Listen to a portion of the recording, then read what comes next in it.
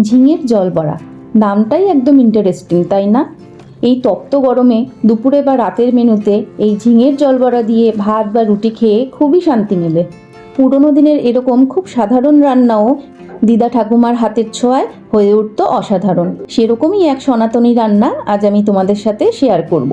এর জন্য আমি 500 গ্রাম ঝিঙে খোসা ছাড়িয়ে এরকম লম্বা করে কেটে নিয়েছি। আর নিয়েছি 150 গ্রাম মটর ডাল। এই মটর ডাল আমি 3 থেকে 4 ঘন্টা ভিজিয়ে রেখেছিলাম। আর নিয়েছি 2 চামচ পোস্ত। এবার ভিজিয়ে রাখা মটর ডাল আর 2টো কাঁচা লঙ্কা দিয়ে একটা মিহি পেস্ট বানিয়ে নেব। এবার ডাল বাটার মধ্যে 1/2 চামচ হিং আর 1 চামচ নুন দিয়ে একটু ফেটিয়ে নেব।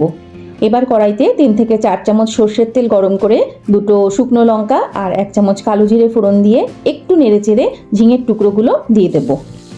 এটা সুস্বাদু হওয়ার সাথে সাথে যে ভীষণ পুষ্টিকর তা রান্না দেখলেই বুঝতে পারবে। 2 মিনিট মতো ভেজে নেওয়ার পর 1/2 চামচ হলুদ আর 1 চামচ নুন দিয়ে আরও 3 থেকে 4 মিনিট সাঁতলে নিয়ে 2 কাপ জল দিয়ে দেব। আমি এখানে মিক্সিতে যে ডাল বেটেছিলাম সেই বাটি ধোয়া জলটাই ব্যবহার করেছি।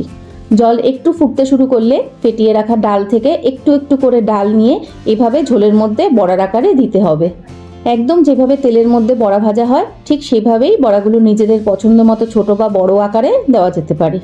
সমস্ত বড়াগুলো ঝোলের মধ্যে দেওয়া হয়ে গেলে এই অবস্থাতেই ঢেকে দিতে হবে।